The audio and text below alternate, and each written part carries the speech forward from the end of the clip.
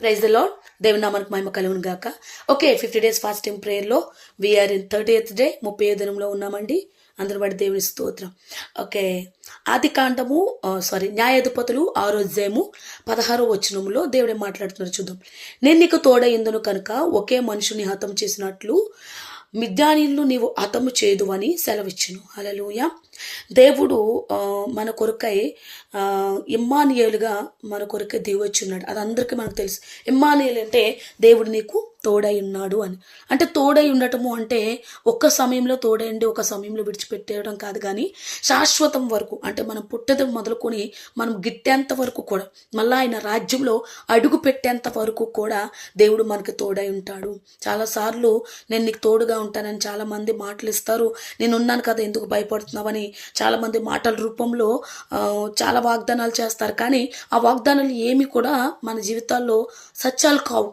కొన్ని ఫెయిల్ అవుతాయి, కొన్ని సక్సెస్ అవుతాయి. కానీ దేవుడు ఏదైనా సరే ఒక వాగ్దానం చేశాడంటే వాగ్దానము చేసినటువంటి దేవుడు నమ్మదగినవాడు, నమ్మకమైన కార్యాలు దేవుడు చేసేవాడు. హల్లెలూయా. అందుకనే దేవుడు మనకి తోడుగా ఉండేవాడంట.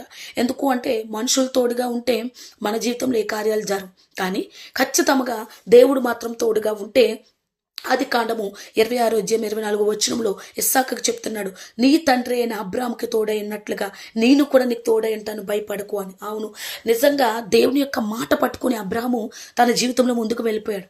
ఆ గెరారు ప్రాంతంలో కరువు వచ్చినప్పుడు అందరూ కూడా అందరూ వెళ్ళిపోతున్నారు, నువ్వు వెళ్ళొద్దు, ఎందుకంటే అబ్రాహాంకి నేను తోడుగా ఉన్నాను, అలాగే నీకు కూడా నేను తోడై ఉంటాను అని ఇస్సాకుతో చెప్పినప్పుడు, ఇస్సాకు దేవుని యొక్క మాట విన్నప్పుడు ఇస్సాకుకు గొప్ప ధైర్యం వచ్చింది.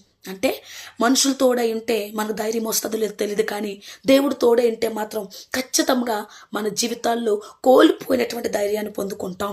ఎందుకంటే నా దేవుడు నా పక్షాన్ని ఉన్నాడు, నాకు ఒక శక్తి నా దేవుడు, నాకు ఒక బలం నా దేవుడు, నాకు ఒక గొప్ప కార్యం నా దేవుడు అనే ఆలోచన మనందరికీ వస్తాం. అందుకనే దేవుడు తోడై ఉంటే ఖచ్చితంగా మన జీవితాల్లో గొప్ప కార్యాలు అనేవి చూస్తాం.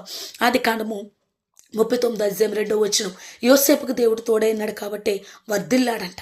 ఎంత వర్ధిల్లాడు అంటే ఏమీ తెలియనటువంటి ప్రజల మధ్యలో, ఎవరూ తెలియనటువంటి జనాంగం మధ్యలో ఒక ప్రధానమంత్రిగా వర్ధిల్లాడు యోసేపు. ఎందుకు అంటే దేవుడు తోడై అన్నాడు. అలాగే నీకు నాకు దేవుడై తోడై ఉంటే ఖచ్చితంగా ప్రతి ఒక్క విషయంలో కూడా మనము కూడా వర్ధిల్లేవారుగా ఉంటాం. అదేవిధంగా దేవుడు తోడై ఉంటే శత్రువుల చేతుల నుంచి మనం విడిపించబడతాం. అపోస్తుల కార్యాలు 7వ అధ్యాయం 9వ వచనం, దేవుడు నీకు కలిగిన శ్రమలన్నింటిలోంచి కూడా విడిపించేవాడుగా ఉన్నాడని. ఎప్పుడైతే దేవుడు మనకు తోడై ఉంటాడో మనకి కలిగిన శ్రమలన్నింటి నుంచి కూడా దేవుడు మనల్ని విడిపిస్తాడు. కాబట్టి మనుషులు తోడు కోరుకోవద్దు, మనుషుల జత కోరుకోవద్దు, దేవుడు జత కోరుకుంటే ఖచ్చితంగా ఈ కార్యాలన్నీ మన జీవితంలో దేవుడు నెరవేరుస్తాడని. హల్లెలూయా. పరిశుద్ధమైన మాటలు దేవుడు దీవించడం గాక. God bless you all. See you next time. Praise the lord.